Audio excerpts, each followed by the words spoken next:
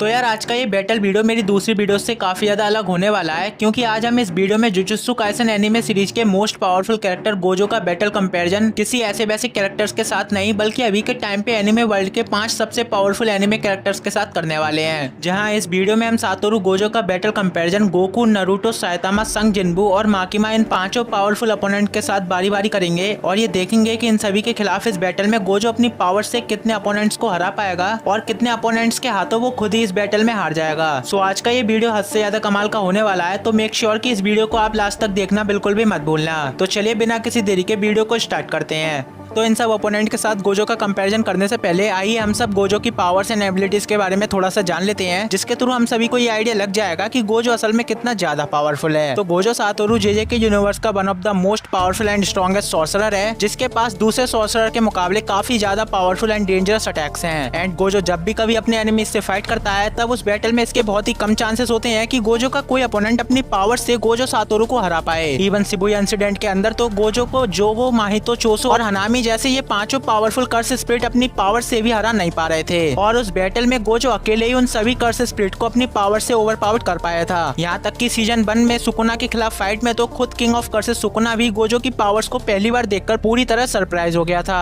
तो आप सोच ही सकते हो कि गोजो की पावर्स कितनी ज्यादा खतरनाक होंगी। सातोरू गोजो के पास एक काफी यूनिक और स्पेशल टाइप की टेक्निक है जिसका नाम है इन्फिनिटी, जिसके बारे में आप में से बहुत से लोग अच्छी तरह से जानते होंगे। बट जिन लोगों को उसकी इस टेक्निक के बारे में नहीं पता, तो गोजो जब अपने इस इन्फिनिटी टेक्निक को एक्टिवेट करता है तब उसकी इस टेक्निक के रहते गोजो को कोई भी कैरेक्टर या वेपन बिना उसकी मर्जी के बिल्कुल भी छू नहीं सकता। बेसिकली गोजो अपनी कर्स टेक्निक और 6 आइज की हेल्प से पूरे स्पेस को मैनिपुलेट करके उसे अपनी बॉडी के चारों तरफ एक इनविजिबल शील्ड की तरह यूज करता है, जिस वजह से गोजो के एनिमीज का कोई भी अटैक गोजो के इस इनविजिबल स्पेस बैरियर को कभी पार ही नहीं कर पाता, और इसी वजह से गोजो को किसी छोटे मोटे अटैक से मार पाना ऑलमोस्ट इम्पॉसिबल है। इसके अलावा जितनी ज्यादा कमाल की गोजो की ये इन्फिनिटी है, उससे भी कई ज्यादा कमाल के और पावरफुल उसके पास अटैक्स हैं। एंड उसका जो सबसे पहला अटैक है वो है कर्स टेक्निक लैप्स ब्लू, जिसका यूज करते टाइम गोजो अपने हाथों में नेगेटिव एनर्जी को स्टोर करके एक ब्लू कलर की ब्लैक होल टाइप की एनर्जी को क्रिएट करता है, जो कि अपने आसपास की सभी चीजें अपनी तरफ खींचकर पूरी तरह से तबाह कर देती है। और ठीक इसी तरह गोजो का दूसरा अटैक है कर्स टेक्निक रिवर्सल रेड, जो कि एक्चुअली ब्लू का ही अपोजिट है। एंड इसका यूज करते टाइम गोजो अपने हाथों में पॉजिटिव एनर्जी को स्टोर करके एक ऐसी बॉल को क्रिएट करता है जो अपने अंदर से काफी पावरफुल शॉक वेव्स को रिलीज करती है। एंड इसकी शॉक वेव्स के कॉन्टेक्ट में जो भी चीज आती है वो पूरी तरह से डिस्ट्रॉय हो जाती है, और इसीलिए गोजो के ब्लू और रेड इन दोनों अटैक से बच पाना किसी नॉर्मल कैरेक्टर के लिए तो काफी ज्यादा मुश्किल होता है। लेकिन जब कोई अपोनेंट गोजो के इन दोनों अटैक्स को आसानी से सर्वाइव कर लेता है, तब गोजो अपने ब्लू एंड रेड इन दोनों अटैक्स को मर्ज करके अपने मोस्ट पावरफुल अटैक का यूज करता है, जिसका नाम है होलो पर्पल। और ये अटैक इतना ज्यादा पावरफुल और स्ट्रॉन्ग है कि इस अटैक से बच पाना तो सुकुना जैसे पावरफुल कैरेक्टर के लिए भी पूरी तरह से इम्पॉसिबल है। और इसी से आप सभी ये आइडिया लगा सकते हो कि गोजो का ये अटैक कितना ज्यादा पावरफुल और डेंजरस होगा।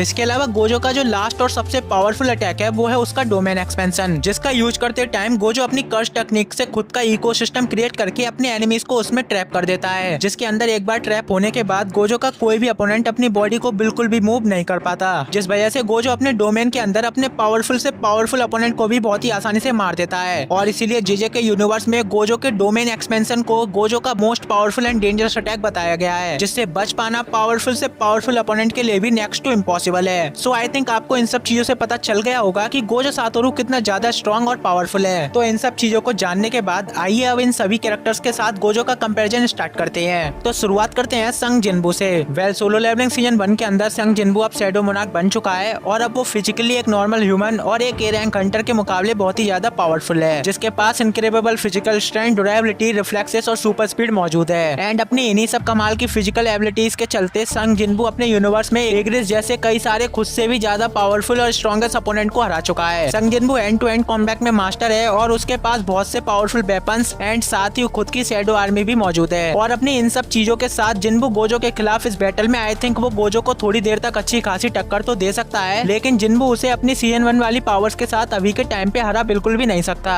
क्योंकि भले ही जिनबू और उसकी शैडो आर्मी कितनी भी ज्यादा स्ट्रॉन्ग क्यों ना हो, लेकिन उसकी और उसकी शैडो आर्मी की सभी पावर्स फिजिकल अटैक्स पर बेस्ड हैं। मतलब कि या तो वो सभी गोजो पर अपने पंचेस से अटैक्स कर सकते हैं या फिर अपने वेपन से। और गोजो की इन्फिनिटी के रहते जिन्बू और उसकी शैडो आर्मी के ये अटैक्स उसका कुछ भी बिगाड़ नहीं पाएंगे। और वैसे भी गोजो के खिलाफ इस बैटल में जिन्बू गोजो पर जितने ज्यादा अटैक्स करेगा उतना ही ज्यादा वो थकने लगेगा। और एक बार उसके वीक होने के बाद गोजो उसे और उसकी पूरी शैडो आर्मी को अपने 2-3 पावरफुल अटैक से ही बहुत ही आसानी से मार देगा। और इस बैटल का विनर होगा सातोरू गोजो। तो इस बैटल में गोजो संग जिन्बू से तो आसानी से जीत गया है, बट क्या वो लीफ शिनोबी निंजा नारुतो से जीत पाएगा? वेल, नारुतो शिपुडेन एनिमे के लास्ट में नारुतो एक बहुत ही ज्यादा स्ट्रॉन्ग और पावरफुल शिनोबी बन चुका है, जिसे कोई भी दूसरा शिनोबी हराने के बारे में सोच भी नहीं सकता। नारुतो ने अपनी पूरी लाइफ के अंदर अपने इंटेलिजेंस और अपनी पावर से कई सारे पावरफुल अपोनेंट को हराया है। आप सभी नारुतो की पावर्स का आइडिया इसी से लगा सकते हो कि नारुतो की द लास्ट मूवी के अंदर नारुतो ने तोनेरी जैसे पावरफुल अपोनेंट को सिर्फ अपने एक ही पंच से हरा दिया था, जबकि उस बैटल के दौरान तोनेरी ने अपनी पावर से पूरे मून को बीच में से 2 हिस्सों में काट दिया था, जिसका मतलब है कि नारुतो अपने एक ही पंच की पावर से एक प्लेनेट लेवल बीइंग को हरा चुका है। और ये चीज नारुतो को खुद पर खुद और भी ज्यादा पावरफुल बना देती है। वैसे गोजो के खिलाफ इस बैटल में नारुतो के पास ऐसे बहुत से अटैक्स हैं जो गोजो को बहुत ही आसानी से खत्म कर सकते हैं, लेकिन यहाँ पर प्रॉब्लम ये है कि गोजो की इन्फिनिटी के रहते नारुतो के कोई भी अटैक्स गोजो को टच नहीं होंगे। अब भले ही नारुतो के अटैक्स गोजो को टच नहीं होंगे, लेकिन इसका मतलब ये नहीं है कि गोजो नारुतो को आसानी से हरा देगा। नारुतो एक निंजा है और इसीलिए वो गोजो के मुकाबले बहुत ही ज्यादा फास्ट है और अपनी स्पीड के चलते वो इजीली गोजो के हर एक अटैक्स को डॉच कर सकता है। बट यहाँ पर सबसे बड़ी दिक्कत ये है कि इस बैटल में नारुतो गोजो के अटैक्स को तो डॉच कर लेगा, बट वो खुद भी गोजो की इन्फिनिटी की वजह से उस पर अटैक्स नहीं कर पाएगा। और वहीं दूसरी तरफ गोजो नारुतो की स्पीड को देखकर अपने सबसे स्ट्रॉन्गेस्ट अटैक डोमेन एक्सपेंशन का यूज करेगा एंड एक बार गोजो के डोमेन में ट्रैप होने के बाद गोजो नारुतो को भी वैसे ही मार देगा जैसा उसने अपनी पिछली बैटल में जिन्बू को मारा था। और इसी के साथ ही गोजो नारुतो के खिलाफ इस बैटल को भी इजीली जीत जाएगा। तो अभी तक इस बैटल में गोजो अपने दोनों अपोनेंट्स को हरा चुका है, लेकिन अब आगे उसका सामना किसी लड़के से नहीं बल्कि बहुत ही पावरफुल लड़की माकिमा से होने वाला है। वेल, अब जिन लोगों ने चेनसो मैन सीरीज को देखा होगा उन्हें ये अच्छी तरह से पता होगा कि माकिमा कितनी ज्यादा ओवरपावर्ड कैरेक्टर है। माकिमा पूरे चेनसो मैन सीरीज में दिखाई गई अब तक की सबसे मिस्टिकल बीइंग है अपने यूनिवर्स में, जो कि अपनी पावर्स की हेल्प से कहीं से भी अपने एनिमीज का सिर्फ नाम बोलकर उनकी बॉडी को ब्लास्ट कर देती है। और ये चीज हम चेनसो मैन सीरीज के अंदर भी ऑलरेडी देख चुके हैं। चेनसो मैन यूनिवर्स में माकिमा ने जिस भी डेविल से कॉन्ट्रैक्ट बनाया है वो डेविल यकीनन पूरे चेनसो मैन यूनिवर्स का मोस्ट पावरफुल डेविल होगा। और ये डेविल ना सिर्फ माकिमा को कमाल की पावर देता है, बल्कि इस डेविल के कॉन्ट्रैक्ट की वजह से माकिमा मरने के बाद भी खुद को दोबारा से जिंदा कर सकती है। और मांगा फैंस के अकॉर्डिंग तो माकिमा मांगा के अंदर बहुत बार मर के दोबारा जिंदा हो चुकी है। बट क्या माकिमा गोजो के खिलाफ इस बैटल में दोबारा जिंदा हो पाएगी? वेल, माकिमा के अगेंस्ट सातोरू गोजो के पास होलो पर्पल जैसा एक काफी पावरफुल अटैक मौजूद है, जिस अटैक से गोजो माकिमा की पूरी बॉडी को आसानी से डिस्ट्रॉय कर सकता है। एंड मुझे नहीं लगता कि होलो पर्पल से माकिमा की पूरी बॉडी डिस्ट्रॉय होने के बाद माकिमा का वो डेविल बिना उसकी बॉडी के माकिमा को दोबारा से जिंदा कर पाएगा। गोजो के खिलाफ इस बैटल में अगर माकिमा गोजो से सीधे एंड टू एंड फाइट करने आती है तो उस फाइट में माकिमा अपनी पावर से गोजो को बिल्कुल भी हरा नहीं पाएगी। बट अगर इस बैटल में माकिमा गोजो से काफी ज्यादा दूर है तो फिर उस कंडीशन में गोजो को कोई भी बचा नहीं पाएगा, क्योंकि माकिमा गोजो की बॉडी को अपनी पावर से ठीक उसी तरह ब्लास्ट कर देगी जैसा उसने सीजन 1 के अंदर अपने सभी एनिमीज की बॉडी को किया था। इसलिए यहाँ पर मुझे ऐसा लगता है कि इन दोनों की ये फाइट अगर एक दूसरे के आमने सामने होती है तो उस कंडीशन में गोजो माकिमा को बहुत ही आसानी से मार देगा। बट वहीं अगर माकिमा गोजो से बहुत ही ज्यादा दूर है तो फिर यहाँ पर गोजो को कोई भी हारने से रोक नहीं पाएगा। बट क्योंकि इस वीडियो में ये बैटल एक दूसरे के आमने सामने वाली है, इसलिए हम सभी को ये मानना होगा कि इन दोनों की इस फाइट में माकिमा गोजो से हार जाएगी और यहाँ पर भी गोजो ही विनर होगा। तो यार अभी तक इस वीडियो में गोजो अपने तीनों ओपोनेंट्स को बहुत ही आसानी से हरा चुका है, लेकिन अब उसका सामना किसी सिटी लेवल ओपोनेंट से नहीं बल्कि प्लेनेट और यूनिवर्स लेवल बीइंग साइतामा से होने वाला है। अब जिन लोगों ने वन पंच मैन सीरीज को देखा है उन्हें ये अच्छी तरह से पता होगा कि साइतामा फिजिकली कितना ज्यादा स्ट्रॉन्ग है। वन पंच मैन एनिमे के अंदर ऐसा कोई भी कैरेक्टर नहीं है जिसने साइतामा को अपनी पावर से थोड़ा सा भी इंजर्ड किया हो। आप सभी साइतामा की पावर का अंदाजा इसी से लगा सकते हो कि जब भी कोई कैरेक्टर साइतामा से फाइट करता है तब साइतामा उस कैरेक्टर को सिर्फ अपने एक ही पंच के हिट से हरा देता है। वन पंच मैन एनिमे के अंदर हमें अभी तक साइतामा का ऐसा कोई भी अपोनेंट नहीं दिखाया गया जिसने साइतामा के पंचेस को ठीक से सर्वाइव किया हो। यहाँ तक कि सीजन 1 के लास्ट में तो बोरिस जैसा प्लेनेट लेवल बीइंग भी साइतामा के एक ही सीरियस पंच से हार गया था।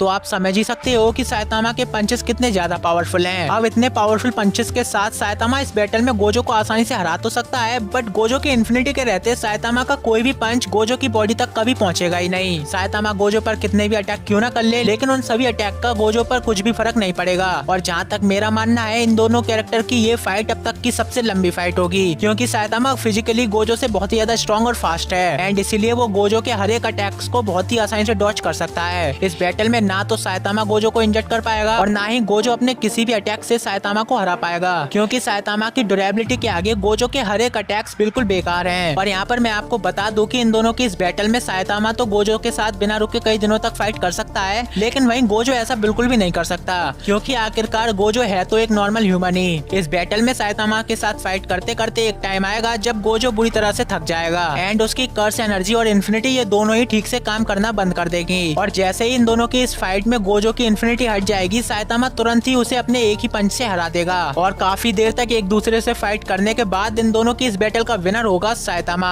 वेल, अब ये इस वीडियो का पहला बैटल है जिसमें गोजो पूरी पक्की तरह से साइतामा के हाथों हार जाएगा, बट अभी तो इस वीडियो में गोजो का एक और बैटल बाकी है जो कि है एनिमे गॉड गोकू से।